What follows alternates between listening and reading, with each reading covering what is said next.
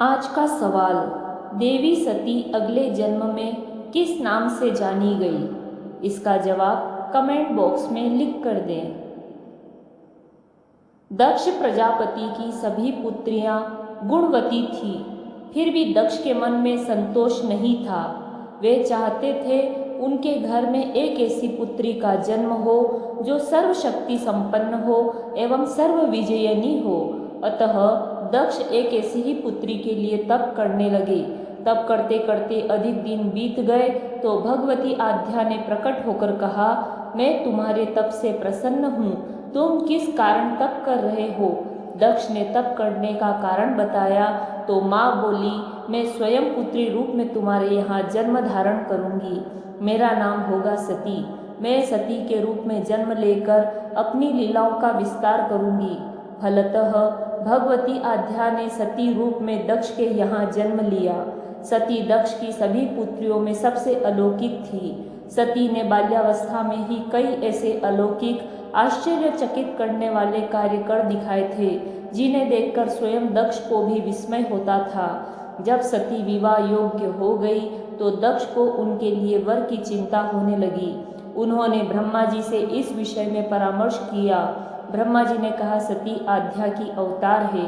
आद्या आदि शक्ति और शिव आदि पुरुष है, अतः सती के विवाह के लिए शिव ही योग्य और उचित वर है। दक्ष ने ब्रह्मा जी की बात मानकर सती का विवाह भगवान शिव के साथ कर दिया। सती कैलाश में जाकर भगवान शिव के साथ रहने लगी। भगवान शिव के दक्ष के दामाद थे, किंतु किसी वजह से दक्ष के हृदय में भगवान शिव के प्रति बैर और विरोध भाव पैदा हो गया। एक बार सती और शिव कैलाश पर्वत पर बैठे हुए परस्पर वार्तालाप कर रहे थे। उसी समय आकाश मार्ग से कई विमान कनखल की ओर जाते हुए दिखाई पड़े। सती ने उन विमानों को देखकर भगवान शिव से पूछा, प्रभु, ये सभी विमान किसके हैं और कहाँ जा रहे हैं? भगवान शंकर ने उत्तर दिया, आपके पिता ने बड़े यज्ञ का आयोजन किया है। समस्त देवता और देवांगनाएं इन विमानों में बैठकर उसी यज्ञ में सम्मिलित होने के लिए जा रहे हैं। इस पर सती ने दूसरा प्रश्न किया, क्या मेरे पिता ने आपको यज्ञ में सम्मिलित होने के लिए नहीं बुलाया? भगवान शंकर ने उत्तर दिया, आपके पिता मुझसे बैर रखते हैं, फिर वे मुझे क्यों बुलाने लगे?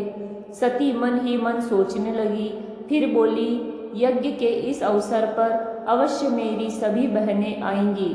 उनसे मिले हुए बहुत दिन हो गए।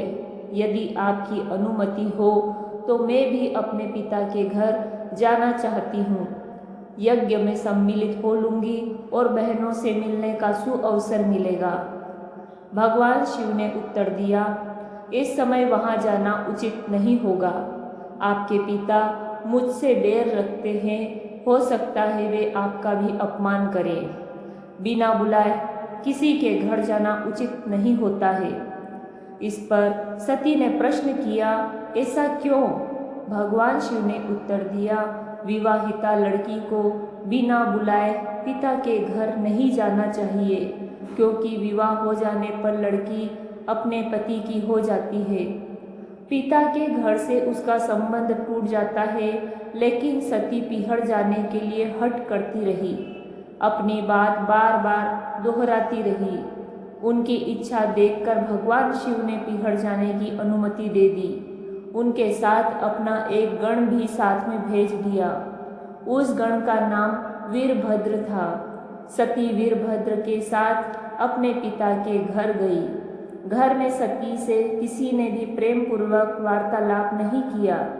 दक्ष ने उन्हें देखकर कहा, तुम क्या यहाँ मेरा अपमान कराने आई हो? अपनी बहनों को तो देखो, वे किस प्रकार भांति भांति के अलंकारों और सुंदर वस्त्रों से सुसज्जित है। तुम्हारे शरीर पर मात्र बाघांबर है। तुम्हारा पति शमशानवासी और भूतों का नायक है, वह तुम्हें बाघांबर छोड़कर और पहना ही क्या सकता है?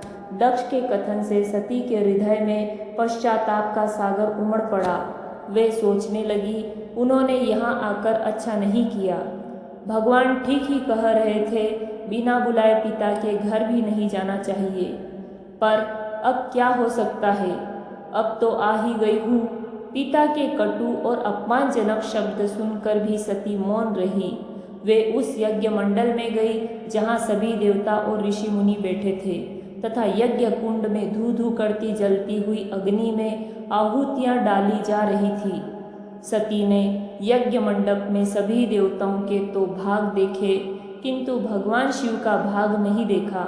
वे भगवान शिव का भाग न देखकर अपने पिता से बोली, पितृश्रेष्ठ, यज्ञ में तो सबके भाग दिखाई पड़ रहे हैं, किंतु कैलाशपति का भाग नहीं है। आपने उनका भाग क्यों नहीं रखा? दक्ष ने गर्व से उत्तर दिया, मैं तुम्हारे पति शिव को देवता नहीं समझता। वह तो भूतों का स्वामी, नग्न रहने वाला और हड्डियों की माला धारण करने वाला है। वह देवताओं की पंक्ति में बैठने योग्य नहीं है। उसे कौन भाग देगा? सती के नेत्र लाल हो उठे। उनका मुखमंडल प्रलय के सूर्य की भांति तेजोदीप्त हो उठा। उन्होंने पीड़ा से तिल मिलाते हुए कहा, ओह, मैं इन शब्दों को कैसे सुन रही हूँ? मुझे धिक्कार है। देवताओं, तुम्हें भी धिक्कार है। तुम भी उन कैलाशपति के लिए इन शब्दों को कैसे सुन रहे हो, जो मंगल के प्रतीक है और जो क्षण मात्र में संपूर्ण सृष्टि को नष्ट करने की शक्ति रखते हैं। वे मेरे स्वामी है। नारी के लिए उसका पति ही स्वर्ग होता है। जो नारी अपने पति के लिए अपमानजनक शब्दों को सुनती है, उसे नरक में जाना पड़ता है। पृथ्वी सुनो, आकाश सुनो और देवताओं तुम भी सुनो। मेरे पिता ने मेरे स्वामी का अपमान किया है। मैं अब एक क्षण भी जीवित रहना नहीं चाहती। सती अपने कथन को समाप्त करती हुई यज्ञ के कुंड में कूद पड़ी। जलती हुई आहुतियों के साथ उनका शरीर भी जलने लगा। यज्ञ मंडप में खलबली पैदा हो गई। हाहाकार मच गया। देवता उठकर खड़े हो गए।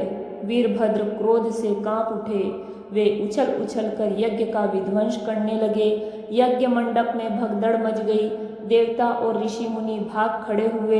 वीरभद्र ने देखते ही देखते दक्ष का मस्तक काटकर फेंक दिया। समाचार भगवान शिव के कानों में भी पड़ा। वे प्रचंड आंधी की भांति कनखल जा पहुँचे। सती के जले हुए शरीर को देखकर भगवान शिव ने अपने आप को भूल गए। सती के प्रेम और उनकी भक्ति ने शंकर के मन को व्याकुल कर दिया। उन शंकर के मन को व्याकुल कर दिया जिन्होंने काम पर भी विजय प्राप्त की थी और जो सारी सृष्टि को नष्ट करने की क्षमता रखते थे। वे सती के प्रेम में खो गए, बेसुध हो गए। भगवान शिव ने उन्मत्त की भांति सती के जले हुए शरीर को कंधे पर रख लिया। वे सभी दिशाओं में भ्रमण करने लगे। शिव और सती के इस अलौकिक प्रेम को देखकर पृथ्वी रुक गई, हवा रुक गई, जल का प्रवाह ठहर गया और रुक गई देवताओं की सांसें। सृष्टि व्याकुल हो उठी। सृष्टि के प्राणी पुकारने लगे, त्राही माम, त्राही माम। भयानक संकट उपस्थित देखकर सृष्टि के पालक भगवान विष्णु आगे बढ़े। वे भगवान शिव की बेसुधी में अपने चक्र से सती के एक एक अंग को काट काट कर गिराने लगे। धरती पर 51 स्थानों में सती के अंग कट कट कर गिरे। जब सती के सारे अंग कट कर गिर गए तो भगवान शिव पुनः अपने आप में आए। जब वे अपने आप में आए तो पुनः सृष्टि के सारे कार्य चलने लगे। धरती पर जिन 51 स्थानों में सती के अंग कट कट कर गिरे थे, वही स्थान आज शक्तिपीठ माने जाते हैं। आज भी उन स्थानों में सती का पूजन होता है, उपासना होती है। धन्य था शिव और सती का प्रेम। शिव और सती के प्रेम ने उन्हें अमर और वंदनीय बना दिया। बाद में सती के विरह में शंकर जी की दयनीय दशा हो गई। वे हर पल सती का ही ध्यान करते रहते और उन्हीं की चर्चा में व्यस्त रहते।